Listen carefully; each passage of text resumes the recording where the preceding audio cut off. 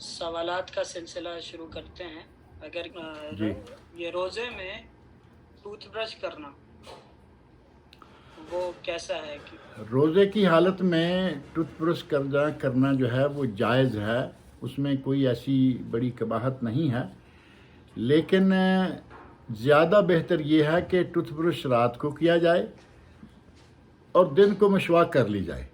مسواک کر لی جائے دن کو، اور مسواک سے روزہ نہیں ٹوٹتا، بلکہ صحابی کہتے ہیں، راوی حدیث کہتے ہیں، رأیت رسول اللہ صلی اللہ علیہ وسلم یتسوک ما لا اعد ولا احصر. یتسوک، میں نے نبی اکرم صلی اللہ علیہ وسلم کو اتنی مرتبہ دیکھا کہ آپ روزے کی حالت میں مسواک فرما رہے تھے.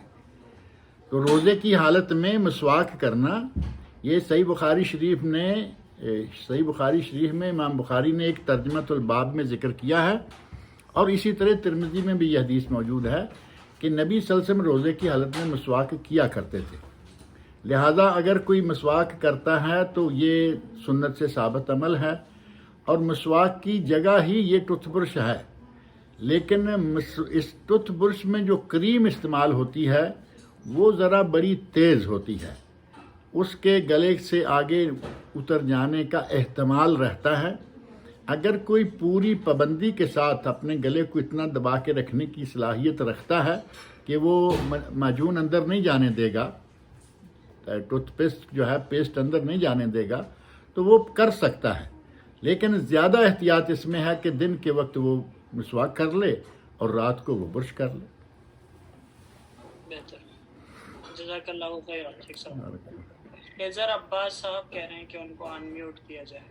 اظہر عباس، آپ کو آپشن دے دیا گیا ہے خضر صاحب.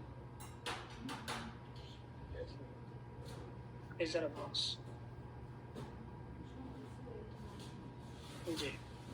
السلام علیکم ورحمۃ اللہ وبرکاتہ. وعلیکم السلام ورحمۃ اللہ وبرکاتہ. ذکر ہوگی ماشاء اللہ. اظہر عباس بات کر رہا ہوں. جی فرمائیے. شیخ سوال یہ ہے کہ غیبت کے حوالے سے، جیسے کہ مختلف علماء سو جو ہیں وہ معاشرے میں اس طرح کے افکار بھی پھیلا رہے ہوتے ہیں کہ جو قرآن و سنت کے منافی ہوتے ہیں، تو ان کے بارے میں بتانا اور ان کے بارے میں بات کرنا یہ کس زمرے میں آئے گا؟ اور دوسرا، جب ان کے بارے میں کسی کو بات بتائی جاتی ہے تو یہ فتویٰ لگ جاتا ہے کہ آپ تو جو ہے فتنہ پھیلاتے ہیں. اس میں تھوڑی سی رہنمائی جامعہ طرح سے. بارک اللہ فیک. اللہ رب العزت ہمیں غیبت کرنے سے محفوظ رکھے، روزے کی حالت میں بھی اور غیر روزے کی حالت میں بھی. لیکن ایک غیبت ہے کسی کی پگڑی اچھالنے کے لیے، یہ ہے منع، یہ ہے حرام، یہ ہے مردہ بائی کا گوشت کھانے کی طرح. اور ایک غیبت وہ ہے کہ وہ کسی کی پگڑی اچھالنے کے لیے نہیں، بلکہ دو آدمی، مثال کے طور پر دو آدمی آپس میں پارٹنرشپ کرنا چاہتے ہیں، اور ایک آدمی دوسرے کو پوری طرح جان نہیں رہا، آپ کے پاس آ گیا اور کہنے لگا کہ بھائی خضر صاحب یہ بتائیے کہ فلاں آدمی کیسا ہے، آپ کے قریب ہے، آپ کا پرانا واقف ہے، مجھے اس نے کہا ہے کہ میرے ساتھ پارٹنرشپ کر لو، تو وہ کیسا ہے؟ اب آپ کو معلوم ہے کہ یہ بہت بے ایمان انسان ہے، آپ اس کو جانتے ہیں کہ یہ جھوٹا انسان ہے، آپ اس کو جانتے ہیں کہ یہ گھوٹالے کرنے کا ماہر انسان ہے. اب اگر آپ خاموش رہتے ہیں تو اس بیچارے کا ستیہ ناش ہو جائے گا. جبکہ نبی صلی اللہ علیہ وسلم نے فرمایا المستشار مؤتمن، جس سے مشورہ کیا جائے اسے امانت دار ہونا چاہیے، یعنی امانت داری کے ساتھ اس کو مشورہ دے. اب آپ اسے بتائیں گے کہ یہ بے ایمان ہے، یہ جھوٹا ہے، یہ دھوکہ باز ہے، یہ فلاں ہے، جو ساری باتیں آپ کو معلوم ہیں 100%، وہ اس کو بتا دیجئے، یہ غیبت میں شمار نہیں ہوگا. اور اگر آپ کا وہ اس طرح کا مسئلہ نہیں ہے، آج دو لوگ بیٹھ گئے اور انہوں نے کبھی کسی مولوی کی پگڑی اچھالنا شروع کر دی، کبھی کسی کی کچھ کرنا شروع کر دیا، وہ غیبت. لیکن ایک مولوی ہے وہ عقائد کے معاملے میں انتہائی گندا ہے، عقائد اس کے بہت گندگی بھرے ہوئے ہیں، جن کا توحید اور رسالت سے اگر یہ کہا جائے کہ دور کا واسطہ نہیں، وہ ان عقائد کو بھی مانے ہوئے ہے، اور آپ کے پاس ایک آدمی ہے وہ کہتا ہے کہ میں اس کے پاس جا رہا ہوں درس لینے کے لیے، اسے بتائیے کہ یہ کیسا آدمی ہے، تاکہ یہ بھی کہیں اسی طرح کے گندے عقائد کا مالک نہ ہو جائے۔ تو یہ جو علماء کا آپس میں ایک دوسرے کو اس طرح کا بتانا ہے کہ فلاں جھوٹا ہے، فلاں اس کا دماغ خراب ہے، فلاں، بعض محدثین جب علم حدیث پر گفتگو کرنا چاہتے اور مختلف راویوں کے بارے میں گفتگو کرنا چاہتے تو وہ کہا کرتے تھے تعال نغتب بعضاً، آؤ ذرا تھوڑی دیر کے لیے غیبتیں کر لے، ہنستے ہوئے کہ آؤ تھوڑی دیر غیبتیں کر لیے، فلاں راوی کذاب ہے، فلاں راوی اس میں جہمیت ہے، فلاں راوی اس میں جعفریت ہے، فلاں راوی اس میں یہ ہے، اس میں، تو وہ ان کو کوئی برا بلا کہنے، ان کی کوئی پگڑی اچھالنے والی بات نہیں کر رہے، وہ راوی حدیث ہے، اور حدیث رسول صلی اللہ علیہ وسلم کو ہم تک پہنچانے کے لیے اس نے کیا کیا کیا ہوگا اور اس کی اپنی پوزیشن کیا ہے۔ اگر وہ جھوٹا ہے تو حدیث رسول اس سے نہیں لی جائے گی، کیونکہ کیا معلوم اس نے حدیث رسول کے ساتھ کیا کیا ہے۔ امام بخاری رحمۃ اللہ علیہ اس معاملے میں اتنے، اللہ نے ان کی کتاب کو اتنی عظمت ایسے ہی نہیں دی، اتنے وہ اس معاملے میں محتاط تھے کہ کہیں کسی بھی طرح ان کی ذات پہ زد نہ آئے، کہیں ایسا نہ ہو کہ حدیث رسول پہ میں ایک بہت بڑا کام، ایک بہت بڑی کتاب جمع کر رہا ہوں، کہیں حدیث رسول پہ زد نہ آ جائے میری وجہ سے۔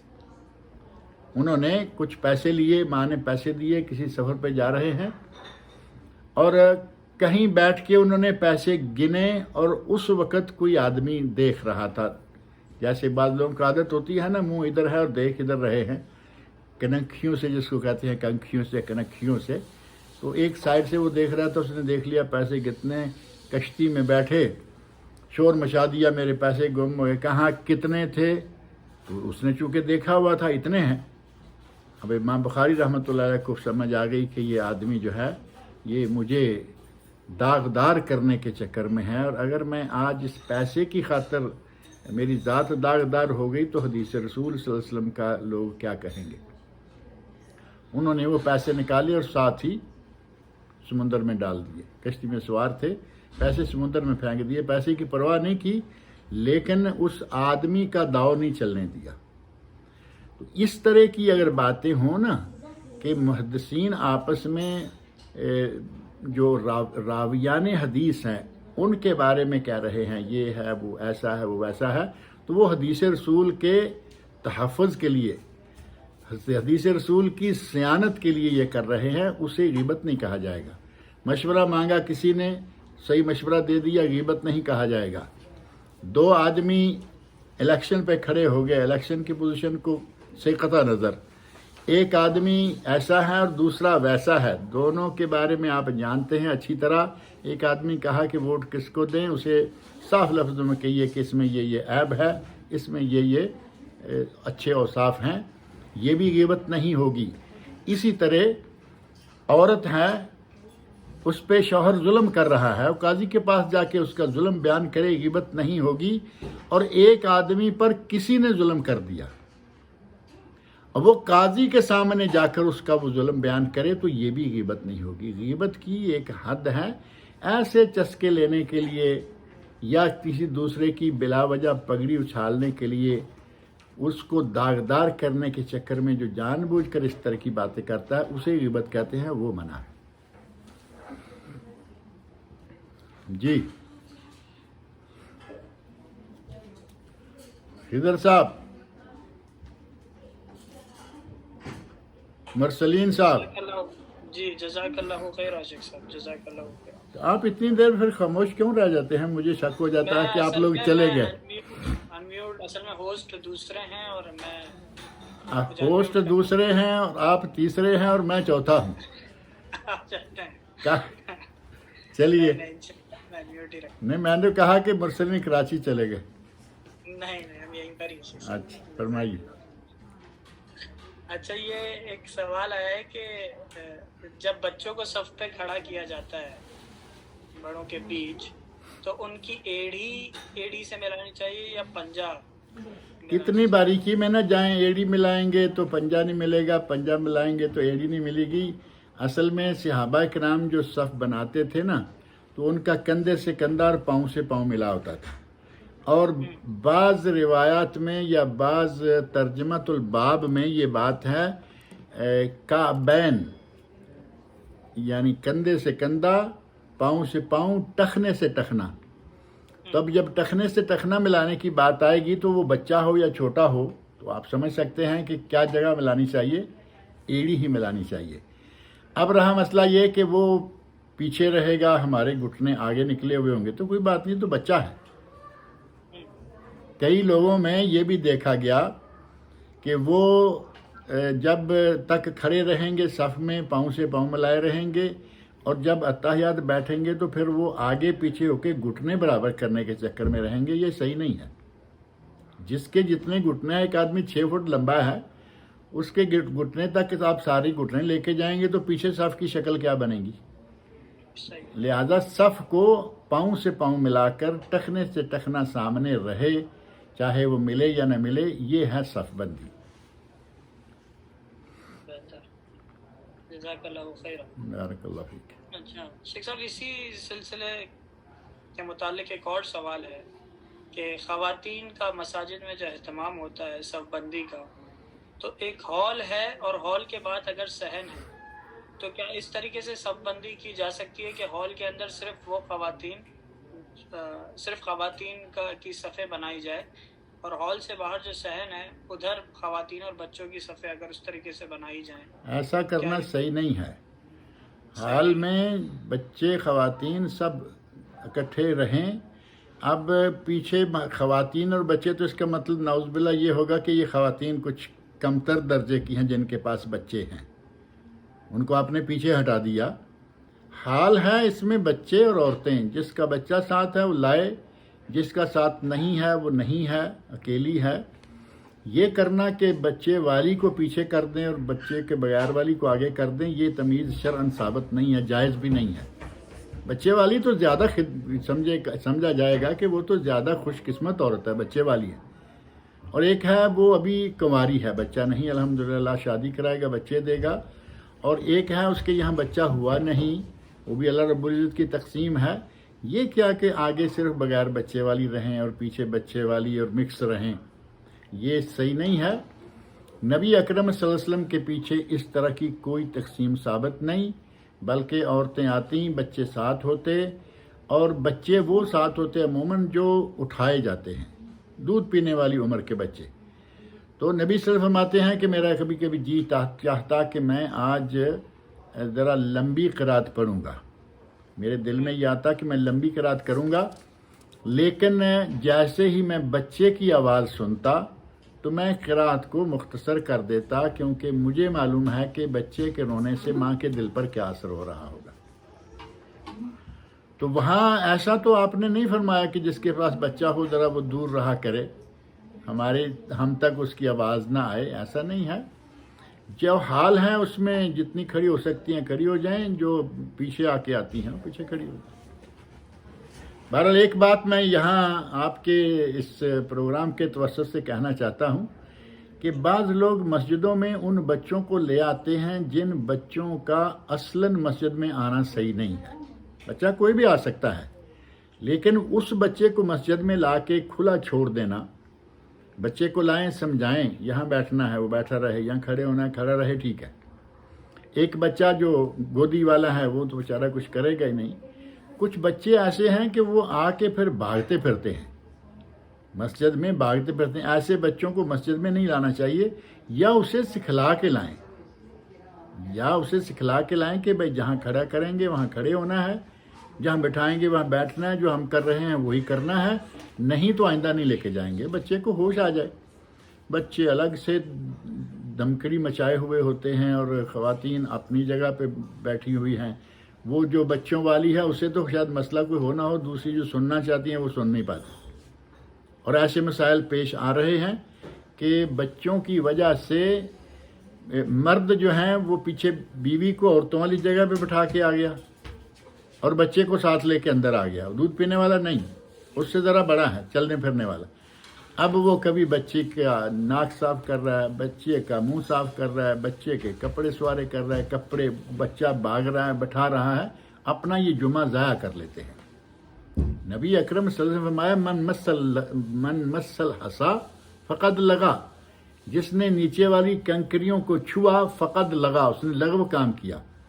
اور اہل علم نے لغو کام کیا کی تعریف یہ کی ہے کہ اس کو جمعے کا کوئی ثواب نہیں ہوگا، فرض ادا ہو گیا لیکن ثواب کوئی نہیں ہوگا۔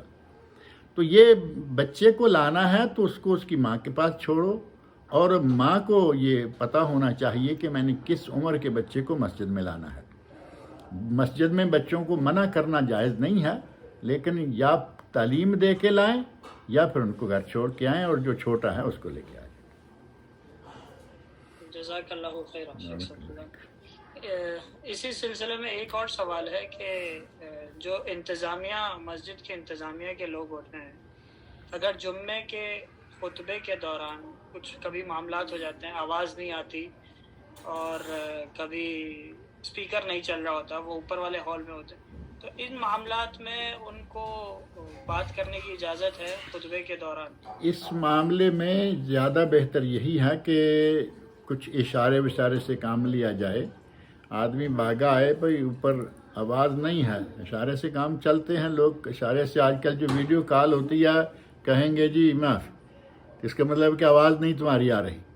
اسی طرح کا انداز اختیار کریں تو بولنے کی نوبت نہ آئے، اور جو کنکریوں کو چھونا ہے وہ لغو کام ہے، اور یہ جو اشارہ کر رہا ہے یہ لغو کام نہیں، یہ مجبوری ہے اور ضرورت ہے، تاکہ لوگوں کا جمعہ نہ خراب ہو جائے کہ جب اوپر آواز نہیں جا رہی ہوگی تو درس کی آواز جائے نہ جائے، خطبے کی آواز جائے نہ جائے، جماعت ہونے کی آواز تو جانی چاہیے۔ اس کا انتظام اگر کروانے کے لیے وہ کچھ حرکت کرتے ہیں تو اس کی گنجائش رہے گی۔ جزاک اللہ خیر۔ اچھا، ایک سوال یہ ہے کہ قرآن کا صحیفے یا قرآن کا کوئی اوراق جو پھٹ جاتے ہیں تو ان کے ساتھ مطلب کیا کرنا چاہیے؟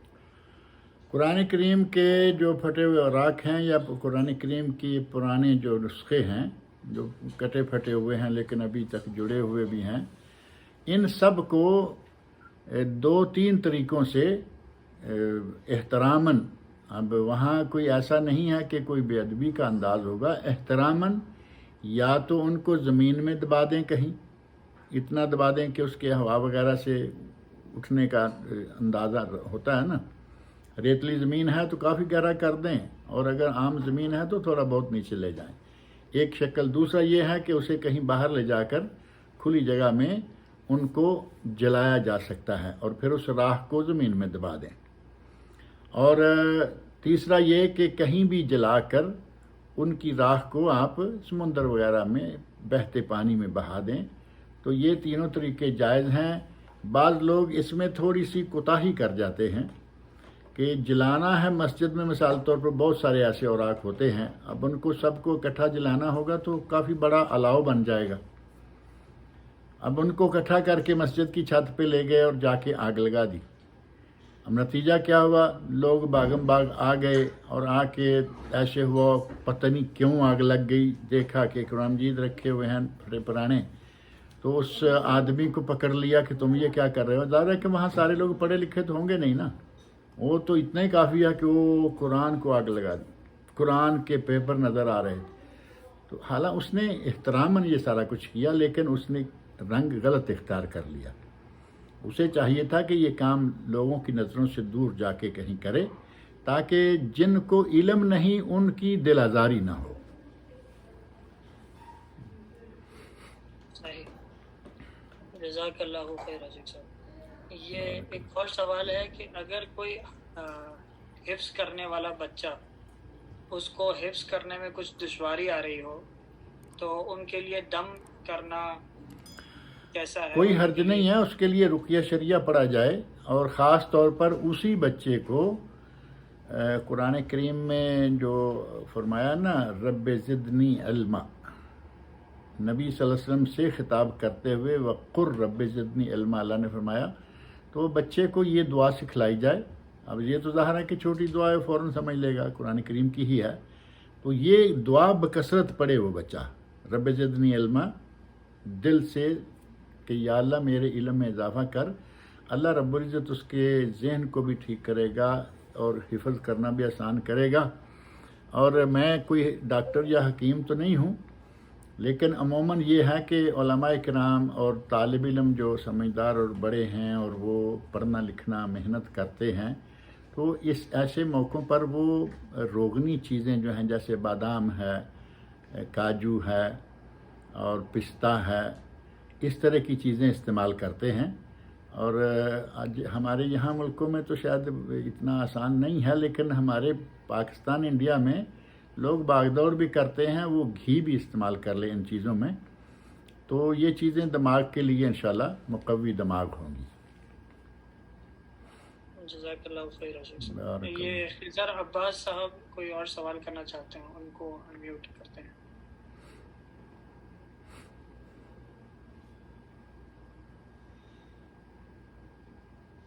خضر عباس صاحب.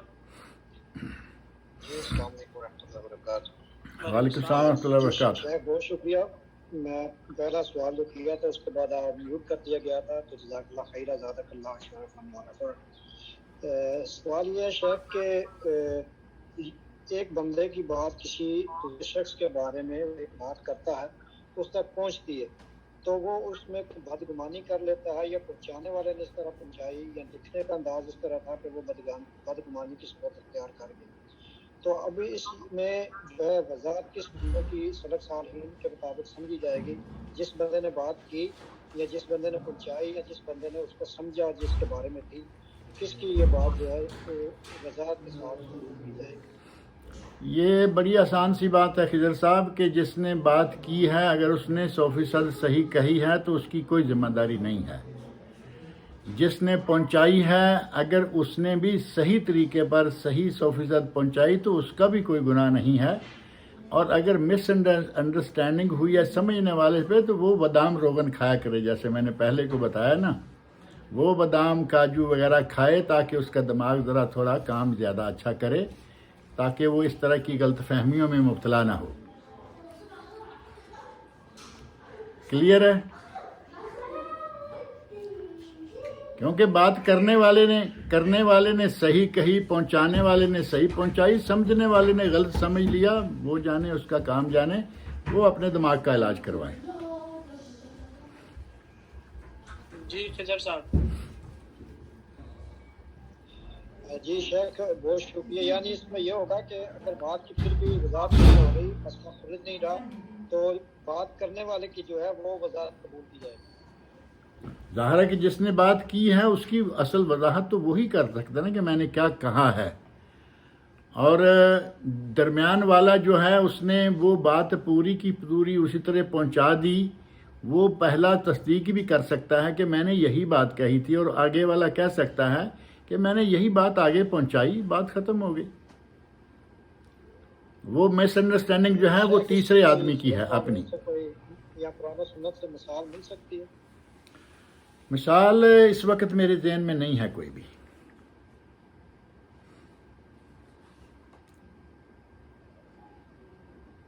ٹھیک ہے. یہ آصف آوان صاحب انمیوٹ کرنے کی ریکویسٹ کر رہے ہیں، تو آپ کو انمیوٹ کی ریکویسٹ بھیج دی گئی ہے، آپ انمیوٹ کر سکتے ہیں. السلام علیکم ورحمۃ اللہ وبرکاتہ. وعلیکم السلام ورحمۃ اللہ وبرکاتہ.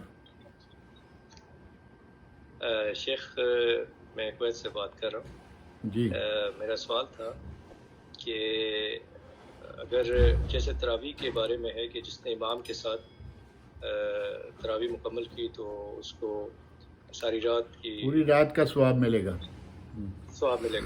تو اگر گھر میں بچے حافظ ہوں تو گھر کے اندر اگر اہتمام کیا جائے تراویح کے لیے تو اس کے بارے میں بھی وہی حکم ہوگا اور یہ کیا جا سکتا ہے؟ شکریہ، جزاک اللہ خیر. آصف صاحب جہاں تک تعلق ہے نا نماز تراویح کے باجماعت ادا کرنے کا، تو بچے الحمدللہ آج کل گھروں میں بہت ہیں. اللہ تعالیٰ کا بڑا احسان ہے، قرآن کریم کے حافظ بچے بہت گھروں میں ہیں. اگر ہر آدمی اپنے ہی گھر میں یہ تراویح کا اہتمام کرنا شروع کر دے گا تو پھر نظام جماعت جو ہے وہ معطل ہو جائے گا. کوشش یہ کرنی چاہیے کہ مسجد میں جائیں اور مسجد میں نماز پڑھیں، اور مسجد میں امام کے ساتھ جو امام راتب ہے، یہاں امام سے مراد وہ ہوتا ہے ایک آدمی آ کے دوسری جماعت کراتا ہے، وہ امام تو شمار نہیں ہوگا۔ اگر جماعت اس نے کرائی ہے وہ امام شمار وہی ہوگا جو پوری نماز پڑھانے والا ہے اور 5 وقتہ نمازی ہے، اور جو تراویح کے لیے مختصر کیا گیا وہ بھی ہے۔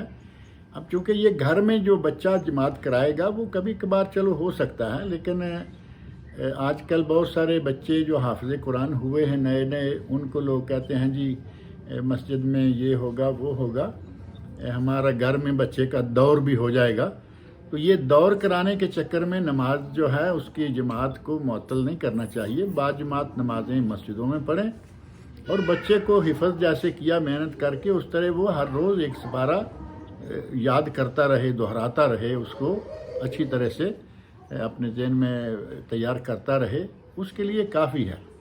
لیکن بچے کا حفظ کے ایک سپارے کو دور کروانے کے لیے گھر میں نظام جماعت ہی پورا قائم کر لیا جائے، اس سے بہتر ہے کہ مسجد میں جائیں۔ جزاک اللہ خیر شیخ، بارک اللہ فیکم۔ بارک فیک۔ ایک صاحب ایک سوال آیا ہے میسج میں، خلا کی عدت کتنی ہے؟ خلا کی عدت افضل یہ ہے کہ وہی طلاق والی کرے، تین حیض پیریڈ یا 3 مہینے حسب حالت۔ حسب حالت سے مراد یہ ہوتا ہے کہ ایک عورت بڑی عمر کی ہے، طلاق ہو گئی، اس کے حیض بند ہو چکا ہے تو اس کی 3 مہینے ہے۔ اگر کوئی حیض والی عورت ہے، جوان عورت ہے، تو اس کی 3 حیض پیریڈ ہے، چاہے وہ 2.25 2.5 مہینے میں پورے ہو جائیں۔ اور افضل یہ ہے کہ 3 حیض یا 3 مہینے، اور جائز یہ ہے کہ وہ صرف 1 مہینہ عدت گزارے اور اگلا نکاح کر لے۔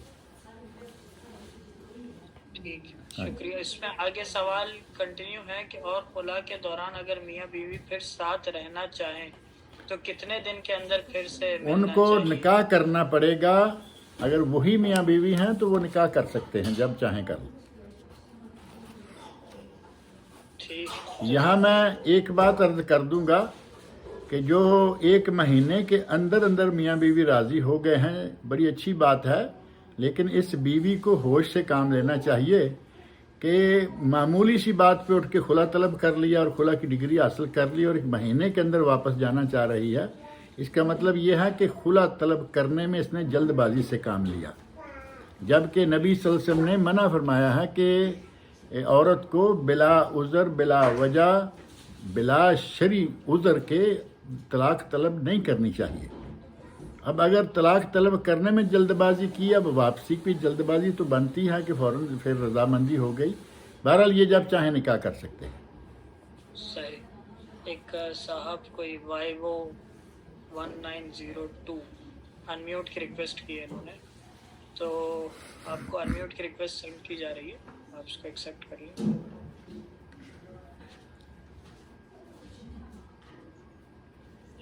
السلام علیکم ورحمۃ اللہ وبرکاتہ شیخ۔ وعلیکم السلام ورحمۃ اللہ وبرکاتہ۔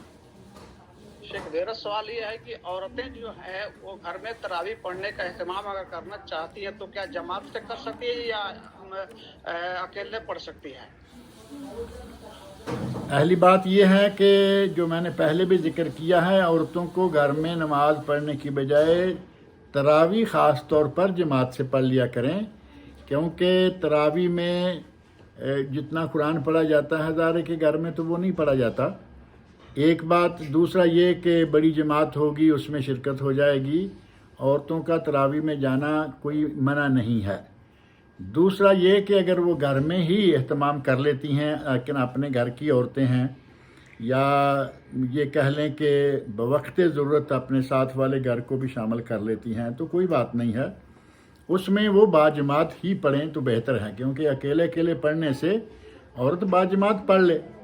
تراویح کی جماعت کرانا جائز ہے، ثابت ہے، اور عورتیں مسجد میں جا کے پڑھیں بہتر ہوگا، لیکن اگر گھر میں پڑھتی ہیں تو بھی وہ باجماعت پڑھیں بہتر ہوگا۔ اس حوالے سے میں کہہ رہا ہوں کہ عورت کی نماز جو ہے، فرض نماز بھی گھر میں افضل ہے، جب فرض نماز گھر میں افضل ہے تو غیر فرض بھی ظاہر ہے کہ افضل ہی ہوگی، لیکن کچھ چیزیں ایسی ہیں، مثلا مسجد میں درس ہوگا، درس میں شرکت ہو جائے گی، وہ گھر میں درس نہیں ملے گا. جیسے جمعہ کا معاملہ بھی ہے، عورتوں کے لیے جمعہ فرض نہیں ہے، لیکن اگر مسجد میں جا کے پڑھتی ہیں تو جمعہ کا خطبہ ہے، درس ہوگا، واز سنیں گی، کچھ نہ کچھ علم حاصل ہوتا ہے، ایمان تازہ ہوتا ہے. اسی طرح یہ تراویح کا معاملہ ہے، گھر میں پڑھیں کوئی حرج نہیں، باجماعت بھی پڑھ لیں تو بھی حرج نہیں، لیکن اگر کہیں قریب میں جماعت ہوتی ہے اور درس وغیرہ بھی ہوتا ہے تو انہیں وہاں جانا چاہیے. جی جی. اور جزاکم اللہ خیر. بارک اللہ فیک. اہلا وسہلا. جزاک اللہ خیر. شیخ صاحب سوال آیا ہے، تراویح کے لیے 12 رکعت پڑھ سکتے ہیں یا 20 رکعت پڑھنا ضروری ہے؟ یہ 12 کی تراویح انہوں نے کہاں سے اب نکال لی ہے، کیونکہ آج تک تو 11 سنتے آ رہے ہیں. یا تراویح 11 کہیں یا 20 کہیں، 12 چھوڑ دیں. 12 تو انہوں نے کہا تھا کہ 12 سال کے بعد تو اللہ روڑی کی بھی سن لیتا ہے. 12 سال کے بعد کسی کی ڈوبی ہوئی کشتی کسی نے ترا دی تھی. یہ تو ان کے مضمومات میں سے یہ بات آتی ہے. بہرحال 11 تراویح سنت رسول ہے، 11 تراویح سنت رسول ہے. نبی صلی اللہ علیہ وسلم نے 11 سے زیادہ نہیں پڑھی، لیکن اگر کوئی 11 سے آگے جاتا ہے، زیادہ پڑھنا چاہتا ہے، تو مختلف موقعوں پر 11 سے لے کے 49، ایک کم 50، مختلف ادوار میں مختلف زمانوں میں 11 سے لے کر 49 رکعت تک تراویح پڑھی گئی ہے. کبھی کسی نے کہا کہ لمبا کھڑے ہونے کی بجائے تھوڑا تھوڑا اٹھتے بیٹھتے رہیں گے، آسانی رہے گی. کسی نے کہا کہ نہیں، ایک رکعت مکمل کریں گے، زیادہ قرآن اسی میں پڑھیں گے، لمبے قیام کا ہمیں فائدہ ہوگا. اور مختلف اوقات میں یہ رہا. نبی اکرم صلی اللہ علیہ وسلم ساری مصلحتوں کو زیادہ جاننے والے تھے، لیکن اس کے باوجود آپ نے جو 3 دن جماعت کرائی وہ 11 رکعت تھی. سنت وہ ہے.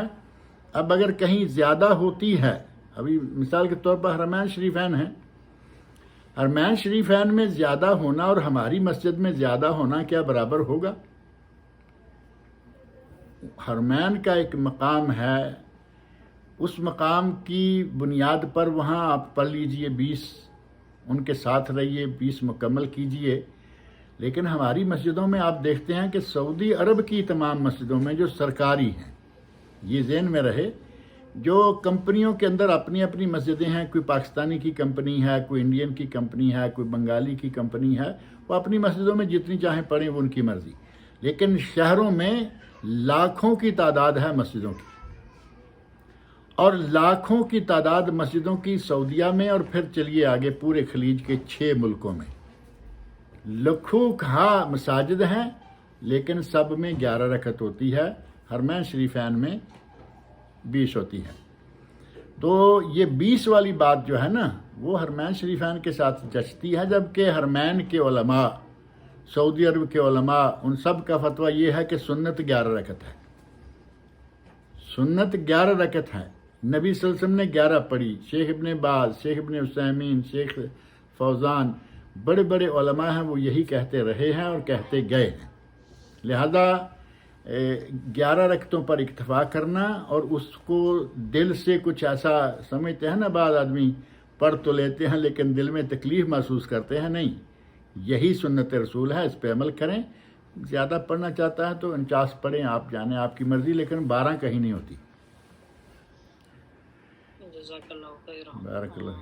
سب ایک دانش مشتاق صاحب آپ سے کچھ سوال کرنا چاہتے ہیں، ان کو انمیوٹ کی ریکویسٹ کر دی ہے، آپ چیک کریں. دانش مشتاق صاحب. السلام علیکم ورحمۃ اللہ وبرکاتہ. محترم، آپ خیریت سے ہیں؟ جی الحمدللہ.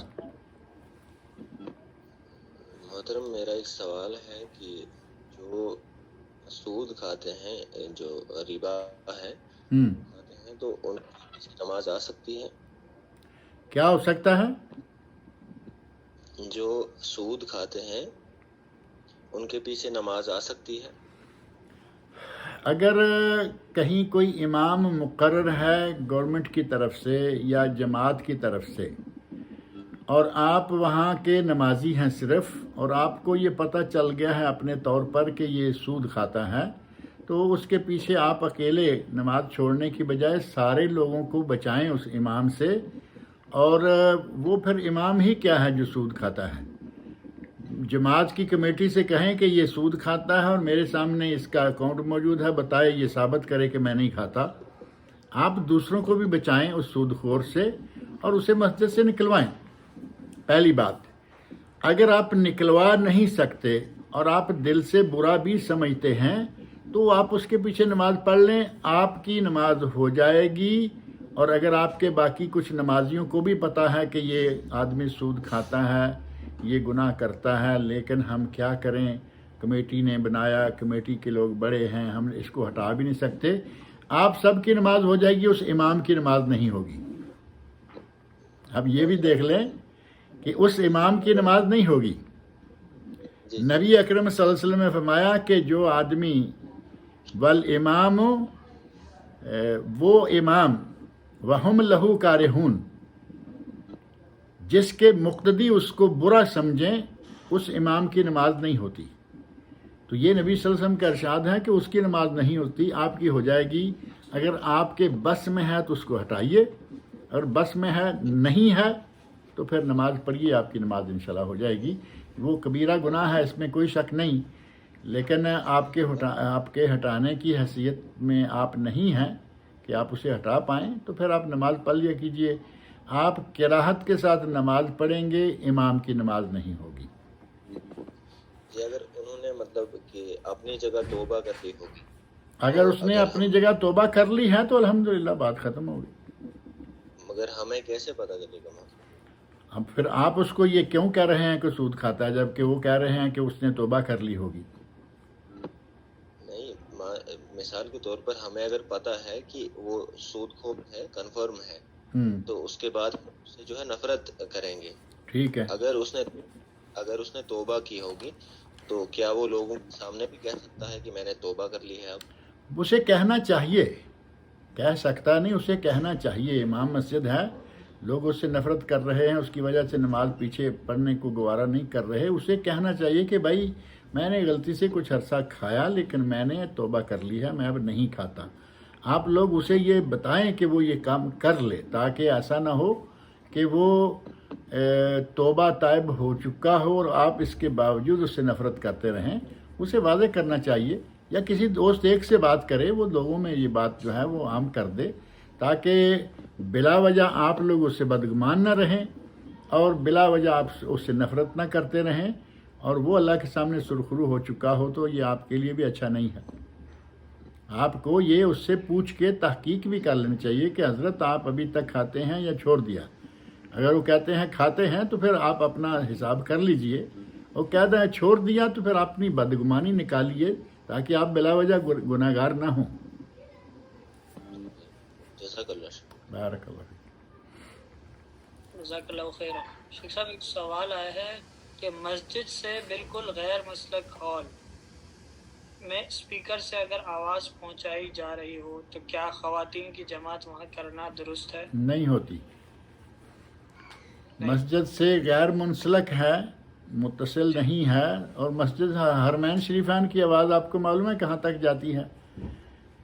آدھے مکہ میں آواز جا رہی ہوتی ہے، دور دور تک۔ اور اسی طرح آج کل جو مسجدیں ہیں اسپیکر لگے ہوئے ہیں، پورے محلے میں تو کم از کم جاتی ہے نا، تو اس کا مطلب ہے کہ پورے محلے کی عورتیں اسی سے نمازیں پڑھتی رہیں گی، وہ نہیں ہوگا۔ صفوں کا اتصال ہونا ضروری ہے، یہ صف ہے، یہ صف ہے، یہ صف ہے، یہ صف ہے، درمیان میں صرف دیوار آ جائے کوئی بات نہیں، دیوار آ گئی، آگے سڑک شروع ہو گئی، پھر صف چلتی رہے، چاہے آدھے محلے تک چلی جائے کوئی بات نہیں، لیکن اگر اتصال صف نہیں ہے، صف آپس میں ملی ہوئی نہیں، درمیان میں بہت لمبی چوڑی جگہ خالی ہے اور آگے ایک گھر ہے جہاں آواز جا رہی ہے، تو وہاں جماعت کے ساتھ نماز پڑھنا صحیح نہیں ہوگا۔ جزاک اللہ خیر۔ شیخ صاحب زکوٰۃ کے حوالے سے سوال ہے کہ بچی کے نام پہ 3 تولہ سونا رکھا ہوا ہے اور بچے کے نام سے 3 تولے اور میرے استعمال میں 2 تولے سونا ہے. میرے حالات پورے سونے پر زکوٰۃ دینے کی طاقت نہیں رکھتے، لہٰذا تو بس استعمال میں جو سونا ہے اس پر زکوٰۃ دے سکتے ہیں کیا؟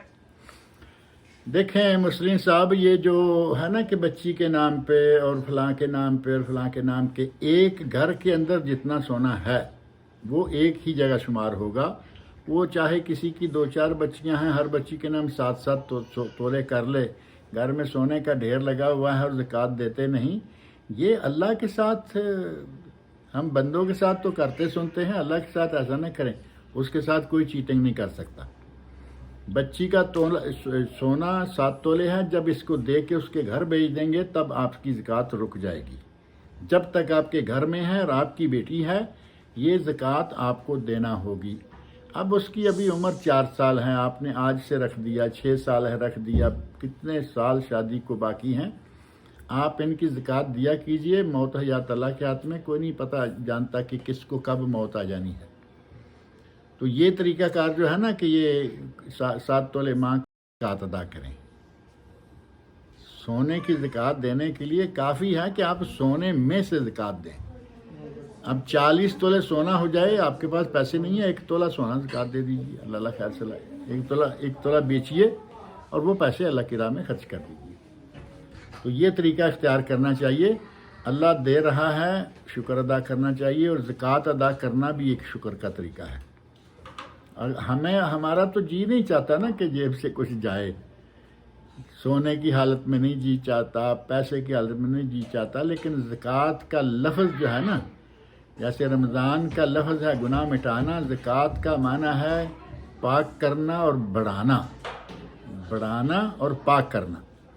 ہم دیکھتے ہیں کہ سونا کم ہو رہا ہے یا پیسہ کم ہو رہا ہے، لیکن اصلاً اللہ کے یہاں وہ بڑھ رہا ہوتا ہے، اس میں برکت آ رہی ہوتی ہے.